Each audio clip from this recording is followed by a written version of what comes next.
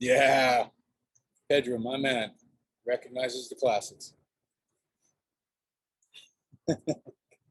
All right. Okay, we need to talk about the knee because, well, the knee is essentially what makes the leg look good, right? And its relationship, right, to the upper and lower leg, similarly to the way that the pelvis makes the upper leg and the torso look good. So let's take a simplified version of the upper leg in its two-dimensional form, and a simplified version of the lower leg in its two-dimensional form. This becomes just as useful for drawing the leg more complicatedly because we can build on top of this, right? So let's say that we want to do something like turn that upper leg into a three-dimensional shape just by doing something like that, and as a result, now having some sort of three-dimensional contour attached to it. Equally, we could do something like this, right, as a way of doing that, right, and complicate that further, right, as opposed to, say just doing this, which is a little bit clunky, and then having to add this curve to it. But all of those are, potential approaches to that particular problem. Now, with the upper leg, now we can divide that space up diagonally, right? That diagonal shape coming up to the top of the top of where your pelvic girdle is going to be. So your pelvic girdle is in here doing something like that. And this muscle here is coming up and attaching there, right? But we can simplify that in that manner. And likewise, you can put in this big ball of the quad, the interior quad there, and then there'll be another big bulge here. This is a big teardrop shaped muscle that we haven't mentioned before, right? But is essentially what creates the main bulge there, and then your exterior quad kind of going in behind that. All of that shit is attaching to this amazing little thing called your patella. Your patella, right, is your knee bone. So when we think about the front of this box, whether it be a box, right, or a circle, right, or the hybrid, think about that having a center line. That center line is your shin, right, as well as your patella. So finding that locks into position not only your kneecap, but also your shin of your lower leg. Now, if we think about the knee just by itself, and that box just by itself, we can divide that thing both laterally and vertically into halfway points. This is where your kneecap sits. Right? Is on top of that halfway point and along that central axis point. And your kneecap, has a shape that's kind of something like this. Do you know that we don't have kneecaps until we're about 2 years old? Yeah. Physically just kind of like, I don't know, pudgy baby flesh, right, inside that area that we're crawling along on top of. So all of this lines up with your shin. And the head of your tibia is basically this box, this section of the box here, but then has this triangular chunk that comes down like that. And this would be if we were viewing it from the inside here. Now, the amazing part about this is that this is where all of your quads attach to. And so all of that shit is coming down and attaching to that patella, which if you've ever seen anybody with a patella injury, say like they shatter their patella or their patella tendon, right, which is a chunk of space or a tendon that attaches the bottom of your patella to the head of your tibia. If this thing snaps, all of this shit just accordions up underneath your pelvis. Horrifying injury. Now, inside this, or in behind your patella, you have your femur. And your femur is best described by looking at it from the back. From the back, your femur looks like this. It's essentially got two balls right at the end of a long shaft that curls back like this if we were looking at it from a profile. And your kneecap sits right here, right in front of that. And the important thing about those two sections here is that they sit directly on top of your tibia. So your tibia is kind of like a platform for these things to sit on top of. Now, if we were to look at that from the back, your calves come up and basically hang on for dear life along the back of either one of those balls to create what we're calling our calf muscles. Right? So when your calves come up and attach to the back, your calves are doing this. So this is by way of explaining essentially how, if we're looking at the hamstrings from the back, which we'll be talking about momentarily, your hamstrings now have to go in behind those calves that are doing this. Now, the reason that this shape is important is that because you can see that shape inside here to varying degrees. You're going to be able to see what the base of that femoral head, right, looks like as it pushes up against the skin and then interacts with the head of your tibia. So that's what creates the complexity of this area, is that you get this volume here of the quad interacting with this volume here of the head of your fibula that interacts with this volume here with the head of your tibia. But because this big muscle is coming down and attaching like this, that also complicates this area. So that comes in and attaches there. And then, if that wasn't bad enough, you have a big muscle that attaches to the base of your pubis that comes out and attaches directly underneath that.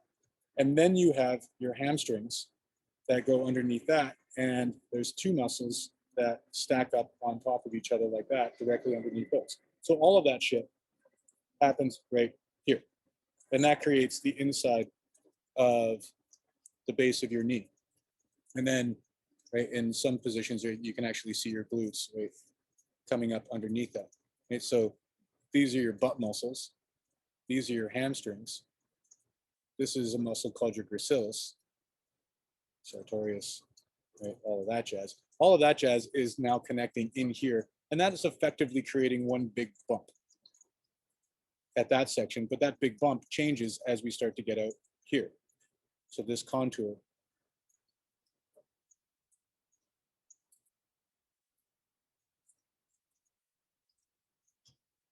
starts to change into shit like this as you come out in this direction. All of this stuff here, yeah, it's nice to know, but effectively what it's doing is this. It's just pulling like that. And there's 4 different muscles that pull in that direction and go underneath all of this and attach to the femur as they attach to the pelvis. One of these is the thing that fucks up my lower back called your iliopsoas that attaches to your femur and your pelvis and to your lower spine, right? And when it gets fucked up, i.e. really tight, it basically takes your pelvis and does fucking this to it, which fucks your back up, which is what my back is. Yay. Okay, so when we look at this directly from the front, that box looks something like this. There's that crosshair. There's the head of your kneecap. The balls of your femur sit in behind there like that. And the top of them, in a really extreme position, would kind of look like this. Ugh, wow, nice job, Joe. As the top of your femur takes on that kind of shape, then the bulge of your quads will basically sit in here.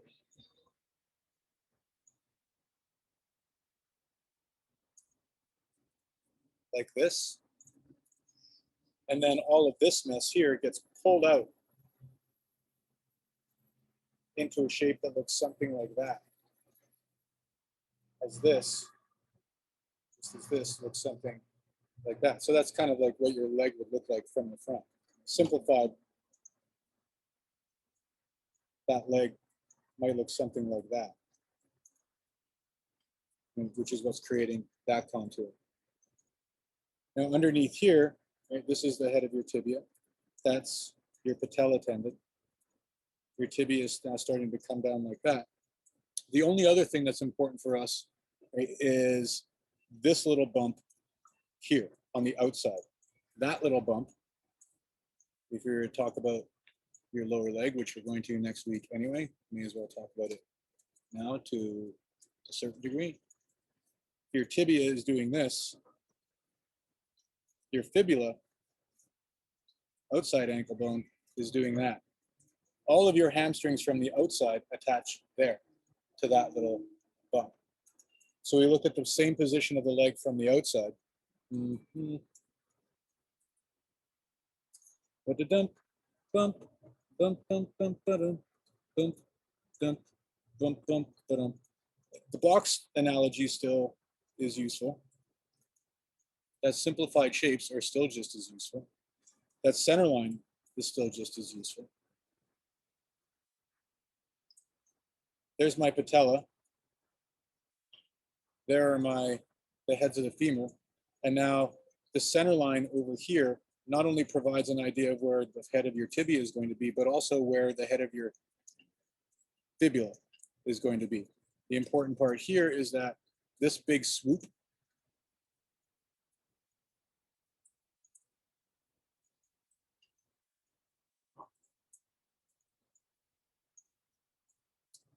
we started out with the lateral quad, now exists there. Your IT band is coming down like this and going over top of that, but now your hamstrings are coming up and attaching there, right? And then forcing your calves in behind. Now the lie that I was talking about with respect to the hamstrings is that these hamstrings here and these hamstrings here, they sit at slightly different vertical levels. This one always sits higher than these ones, which means that if you're looking at the leg from the outside, but it's in a raised position so that I can actually see the other side of the leg. So because your fibula sits like this, and these hamstrings sit higher than these ones, you're going to be able to see these ones poke up on the other side to create this little triangular wedge of space. So that in this area now what you get is an overlap like this. Outside hamstrings first, calf second, inside hamstrings third. So if we look at the leg from the back, which is why I'm mixing and matching views here, say that this is the initial contour of my upper leg. This is the initial contour of my lower leg. Let's say my kneecap now sits on the front, and this is the outside of my leg, and my hamstrings I now have to attach there. Well, my hamstrings basically come down the middle of the upper leg, right down the middle. And the belly of all of that stuff is right there, but then they hit the knee and they kind of split, going to either side of the leg, and that's helping to create the hollow of the leg. Your calves then come and wedge in between them like that. So this overlaps that, this is overlapping in the alternate or the opposite direction. Okay? And then your kneecap is always on the front of the knee, regardless of how much the knee bends. Right? So that box, if I was in a position like this, with the leg bent like that, that kneecap is right there. Tibia, fibula.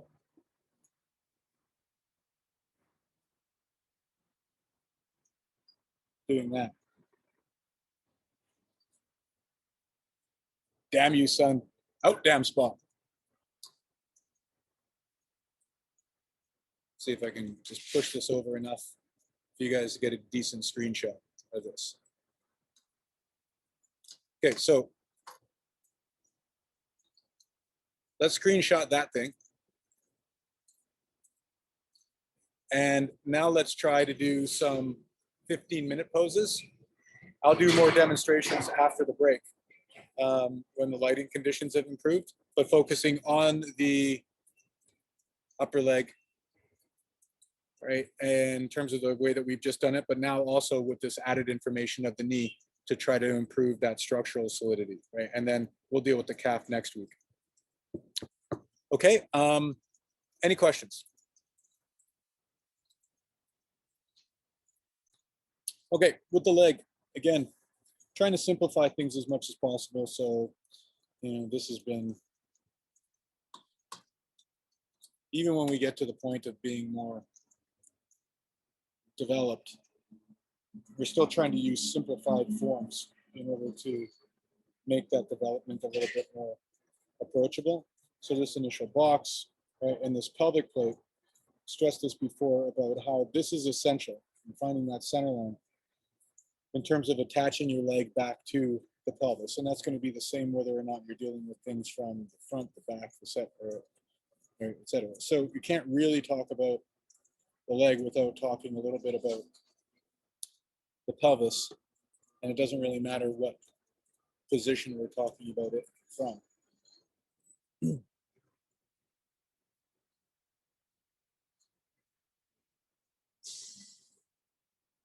Okay, so the stuff that we've got so far is essentially this stuff, capturing the wings of the pelvis, the central section of the pelvic plate, and then the curve of the back of the pelvis, right, as it starts to move into the gluteal groups. And that's going to be the same whether or not you're dealing with it from interior or exterior.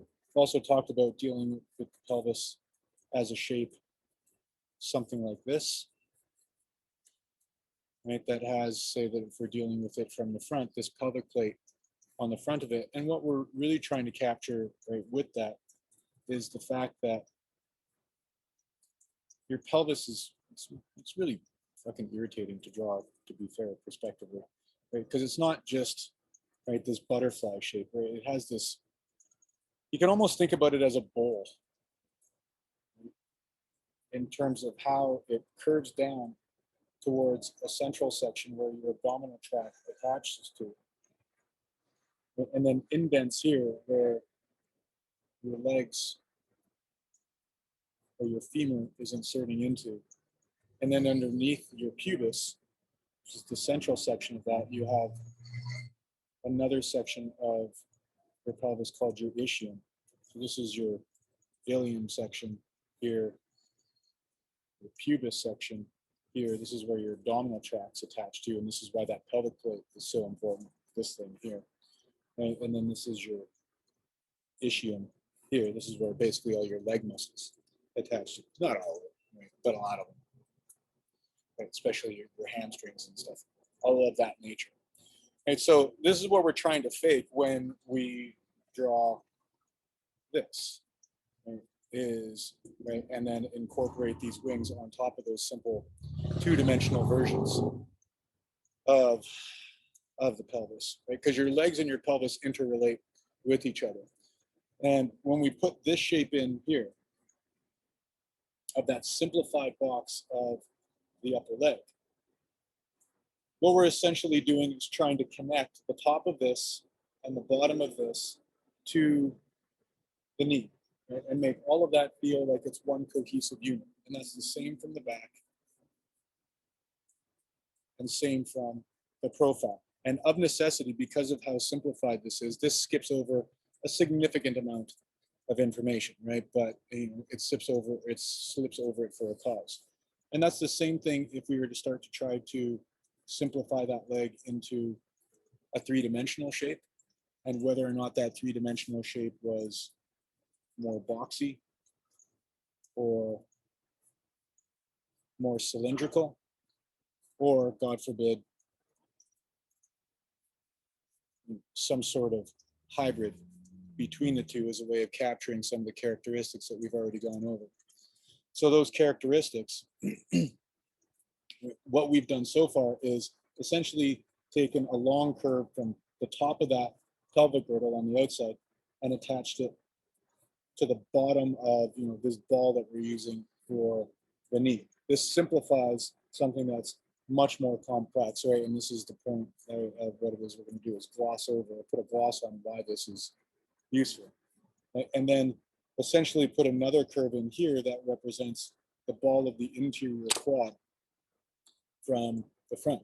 That looks exactly the same from the back. And then we've essentially put in a ball here representing the glutes, right? And developed that pulley analogy of the top of the pelvis and the base of the knee, right, wrapping around each other. And then added in a little bit of a volume here, representing some tendons that help to exaggerate the bulge that creates this high outside, low inside relationship. Now, what we also get underneath your glutes is the ball of the hamstrings that create a little bit of a bulge there and then goes subterranean underneath your glutes. And that ball of the hamstrings there is what also adds some volume to the inside of the upper thigh there. This long curve on the front or on the side also occurs on the front of the leg. Your glutes exaggerate this curve from the lower back to the bulge of your gluteus maximus, everybody's favorite glute. And then the bulge of the hamstrings essentially sits here, goes underneath that. So this relationship that we've put up so far is in the service of simplifying something significantly more complex, but captures what's necessary about that. Now, any sort of other development from for anatomy is essentially just adding to this relationship, but not changing this relationship. This relationship still stays, right? But we're kind of adding to it in terms of increasing our understanding of why this relationship exists. So one really useful landmark to look for in terms of deepening this is the halfway point of the knee. And at the top of the knee, you have, or at that top section, you have this kind of soft triangle of the kneecap. Now we're going to spend a little bit of time talking exclusively about the knee after the lunch break, so we're not going to go too much into it right now. But the point is that halfway mark becomes a critical connector or critical landmark because all of your quads attach to that particular point, right? And along the central section coming up from that knee, you have a flat ledge. And that's where along the inside of that kneecap and along this flat ledge, which is a common tendon shared by by a group of your quads, this section flattens out and then bulges into the contour of the quad next to it. But then this quad attaches slightly higher along it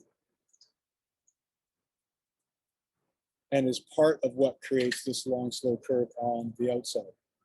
Now, the important part for the quads to begin, or irrespective of this, is that from this point here, where that initial pelvic plate is, I can break this whole section into something that roughly looks like a triangle that extends down from this point and then extends around that knee.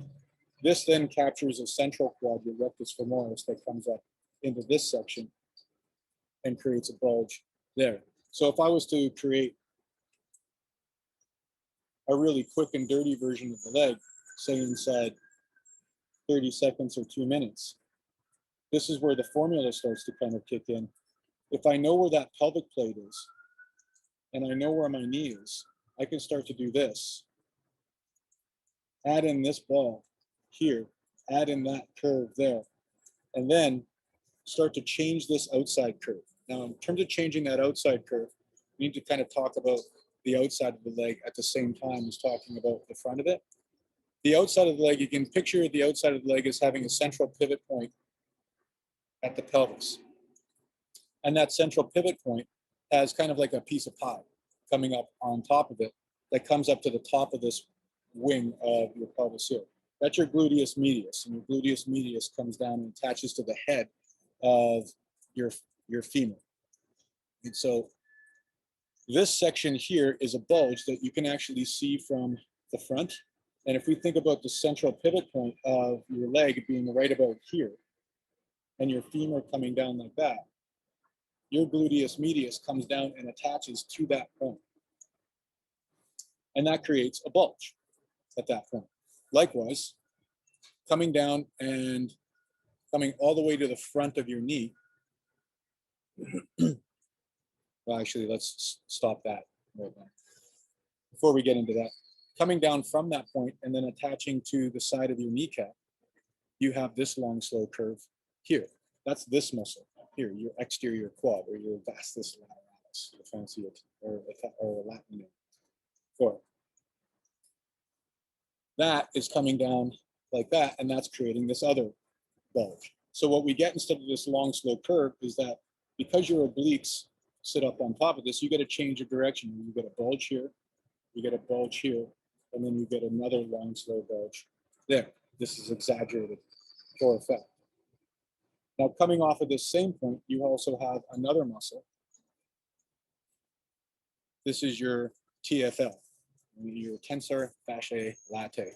And it's basically, you can think about it as a Band-Aid that sits in front of this triangle that comes down below this point, and then this, and then your gluteus maximus all link up into a single tendon or fascia, your IT band, that comes down, overlaps this curve of your exterior quad and attaches to the front of your tibia. Okay. So all of that stuff, right, this band then comes down here and then goes to the front of your tibia, but goes in behind, right, for our purposes from the front, this curve of your quad. And again, like I said, we'll talk about the knee separate. What this does is create some convincing overlaps from the front, or systematic overlaps. So if I know all this stuff, I can put this in, I can put this in. I know where that thing is, and I know that this thing has to come down like that. And then likewise on the inside of your leg,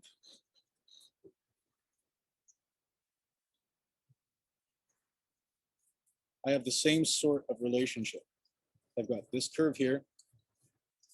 Your glutes aren't visible, right, or in terms of overlapping from the front. You get the same bulge here.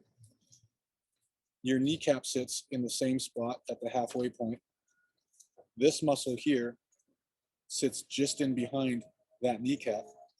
And then this section of this triangle comes down like this, dividing this space up in half, and then wraps around this shape here, and then comes again to the head of your tibia. Your hamstrings, for our purposes right now, do the exact same thing from the inside. They move around like that and attach here. We'll talk more about this when we talk about the knee, right, and the lower leg, ironically. Okay, so for the inside, that's what your leg looks like. So that means when I start drawing a leg, this big muscle here, by the way, is called your sartorius and attaches right there from the front, is what creates the inside of this interior triangle.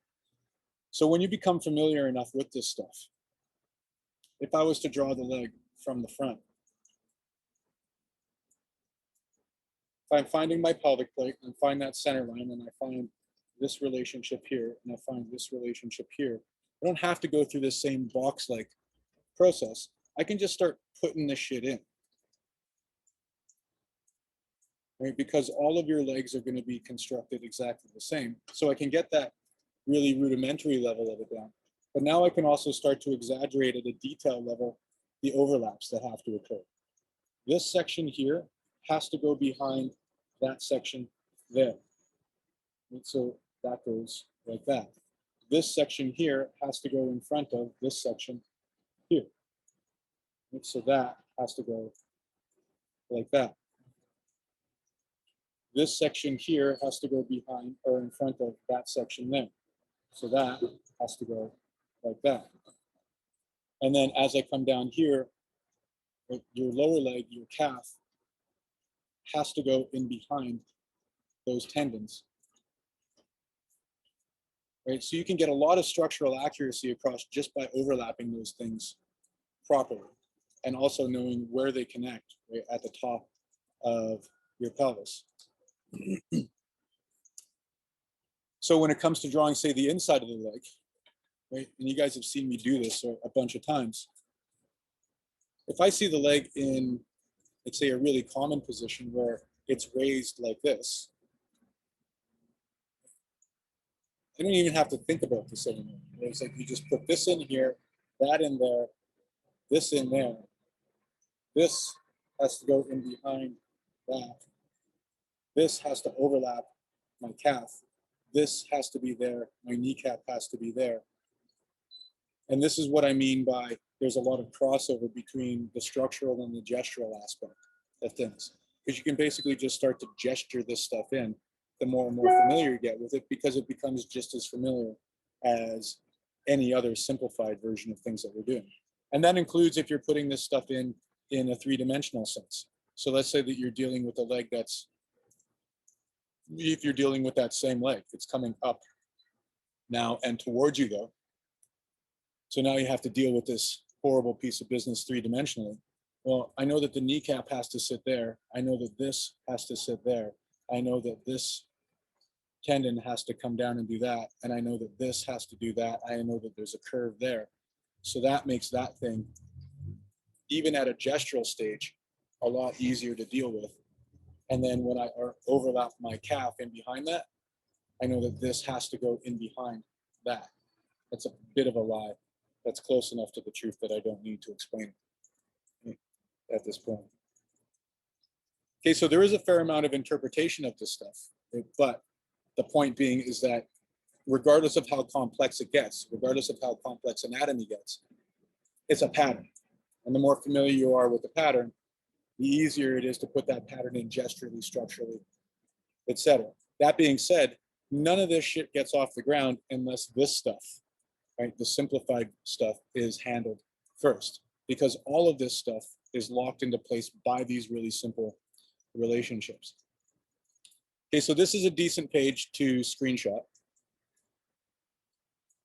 before Miss Paris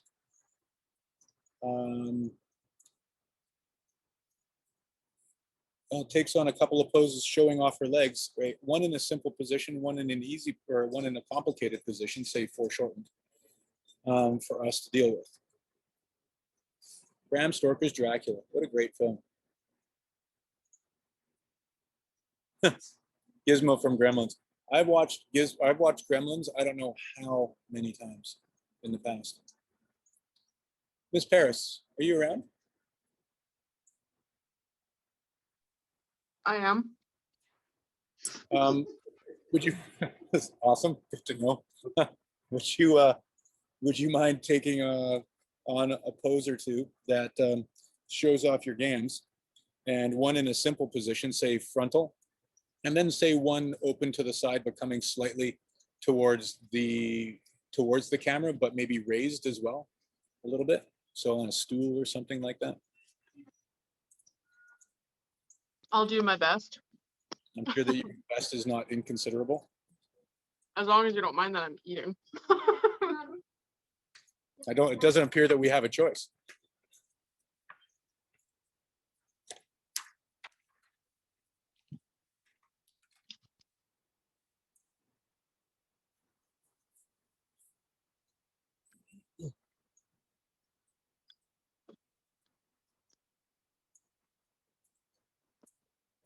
Forgot to sharpen all of my pencils again, so I'm like working with nubs. I can't. You can shift your camera up just a little bit.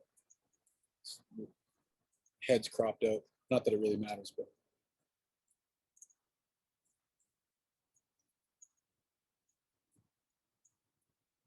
Cool. And then let's put one foot on that chair.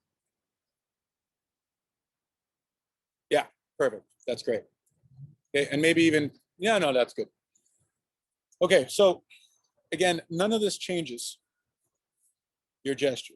Right? And I really can't stress this enough, but I'll just keep stressing it more and more so that the repetitiveness of my reputation doesn't suffer. Right? All of this stuff is essential for making everything that I just outlined possible to do. Right? So we're not trying to start with that stuff. We're trying to add this stuff in. Now, what I meant by, it's possible to incorporate this into the gesture is that, all right, well, Once you find this center line, right, you can gesture it out relatively easily. Once you find, right, that pelvic plate and girdle, right, you can put that proportionally into place relatively easily. Once you've got the proportion of the legs set up, right, you can essentially set up this triangle relatively easily, right, and where that triangle comes down to that landmark of the whatchamajiggy, the kneecap. Your obliques have to sit on top of this, right? Your pelvic plate, or your central structural core of your pelvic girdle has to be there. That means that your medius is going to be there, your TFL is going to be there, your lateral quad has to be there and come down like that. Your hamstrings will have to go in behind this, right? That bulge of the quad has to be there. So I can layer all that stuff in. Now it's important to recognize as well that these things aren't details. They're not meant to be put in like this. We're not doing this shit. Right? Because this is always going to look bad. What this is meant to do is provide a guideline, right, for different ways of developing detail. Now that detail might be something simple like just putting in those overlaps of, where the quad has to go in front of the hamstrings, where the sartorius has to come now in behind that front quad. It might be a representation or a way of getting a clearer idea of where, say, shadow references as it wraps around that quad and kneecap, right? And then even into the underside of the tibia, which is why this whole section becomes so difficult. But you can see the difference, right, between this acting as a guide for details as opposed to putting those structures in as details. Right? Very different things. And same thing for, let's say, the silhouette edge out here. This provides a guideline as to where that silhouette line is going to start to change direction, and we can exaggerate things as a way of making it feel even more, I don't know, for lack of a better word, hippie, leggy. Right? And then putting in, say, this overlap here as a way of exaggerating that structural relationship. Right? So this is just a way of breaking this space up, right, as opposed to putting in hard and fast details and giving an indication as to where those details that actually make your drawing look good, right, are going to be. Right? And that doesn't matter whether or not it's contour line, right? So whether or not I'm dealing with a contour, that helps to, again, add a sense of volume. That contour line is another guideline in terms of developing detail, not a detail itself. And same thing when we come over here, right? This more complicated version of stuff. Now this requires a little bit of talking about the kneecap, right? But again, we'll save that for later. Think about your knee as being the front of a box, right? And your kneecap sitting on the front of that box. And that box having a central pivot point, that kneecap has to align with that central pivot point. This curve coming off the top of the pelvic girdle still exists, right? So that exists there, right? But there is a dip, right, at that section as it starts to come off the top of the pelvis. Likewise, the curve of the hamstrings existing here, right, exists at that angle relative to the apex of that quad. And then the interior version of your hamstrings has to come across and attach to the front of your tibia, which means that your calves have to go in behind them. Again, that's a little bit of a lie, right? But a lie that I'll kind of like unpack after lunch. This section here gets divided up in half. Your quad sits there. This is your sartorius that comes up there.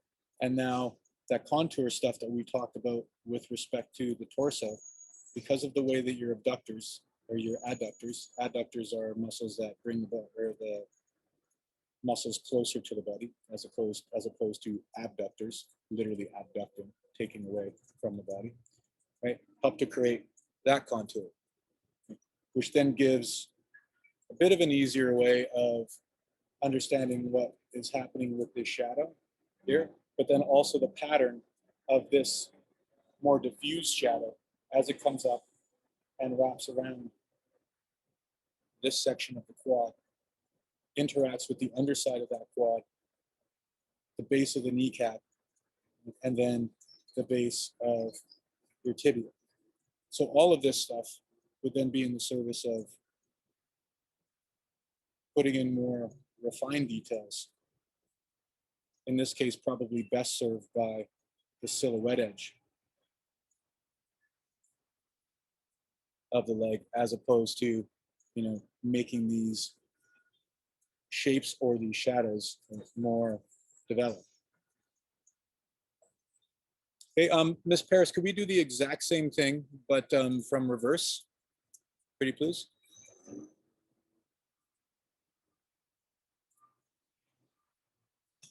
Perfect.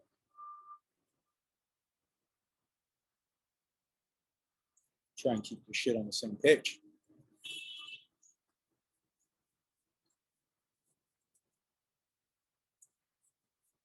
Okay, so exactly the same gesture. I mean, for all intents and purposes, that gesture and this gesture are exactly the same. What's going to be different is the details. And so now we get a pelvic plate sitting up like this, right? We want to track that center line, right, so that we get the appropriate perspective twist to the torso.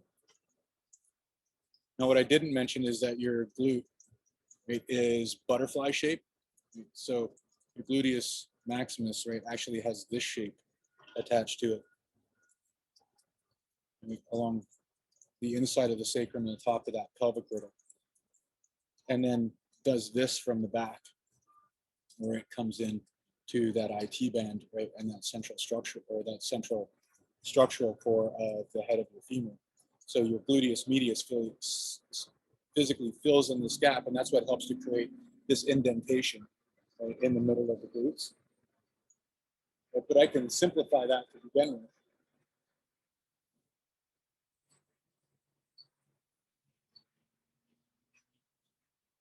Hamstrings are basically a big ball that sit there, and then those hamstrings come down and split to either side of the knee and attach to the front of your tibia. This section here gets a bit more of an indentation, but that's fleshed out by the glute on that side. As I move into this section, this pulley analogy, to simplify that area, still holds true. So that simplified shape makes all that easier. And now you can start to see it's like the separation between the head of the top of the pelvic girdle, the top of your gluteus maximus, the top of your gluteus medius, how all of those things come down and move into this central channel. You can also start to ghost in, right, this curve of the lower quad, right, or the outside quad that you can see coming up and creating this curve towards the outside of the kneecap. The bulge of the quad on the top that now has to go in behind all of this stuff because it's attaching from the front to the head of the kneecap, right, which is still just sitting on the front of that box.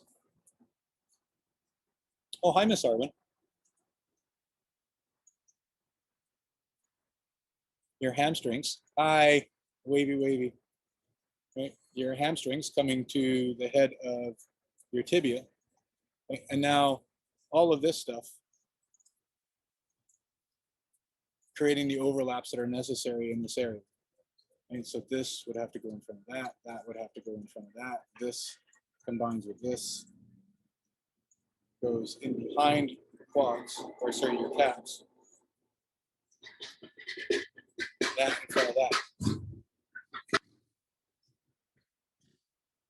This has to go over top of your hamstrings, just like your hamstrings have to go over top of your calves. And then all of this has to go in front of that. And then all of this would then provide a more accurate guideline for how all of this would essentially then just be flooded into shadow from this particular point, right? And then this in here would have a slightly darker shadow, capturing that change of direction from your glutes into your exterior quad. Okay, so thank you, Miss Paris. If you guys are anything like I was when first trying to grapple with anatomy, right? This is a wind tunnel of information and not anywhere near as straightforward as I'm attempting to make it out to be, probably unsuccessfully. But hopefully the takeaway, right, is that twofold, right? Is again, this complicated stuff is based on really simple stuff, and it's all the really simple stuff that we've been doing. And this more complicated stuff, again, is just a pattern. And it's just a matter of becoming more familiar with that pattern to get better and better at its application. Okay, so this isn't a terrible page to screenshot either, just as a way of accentuating the other thing that you've got screenshotted. Okay, that's a lot of me talking, as I feared that it would be. We can save any questions for stuff that you have regarding this for, say, after the break. But in the meantime and in between time, let's do some 5-minute poses, a couple 5-minute poses before the break. And let's gesture structure the exact same way as you have been. But when you start detailing structurally or even just detail-wise, well, no detail, structure-wise, right? Let's try and lay in these structures over top of that initial gesture as a way of trying to make this a little bit more complicated. So make sure that you're keeping this up next to you while you're doing this. I miss Olive, the ghost of Olive, the ghost of Olive past. All right. Bye, Miss Arwen. All right, ladies and gentlemen, shares and feeds up. iPads first. Miss Paris, stage is yours. One easy leg per pose, one more complicated leg per pose. And ladies and gentlemen, as a general rule, try and draw the easy leg first structurally, more difficult leg second.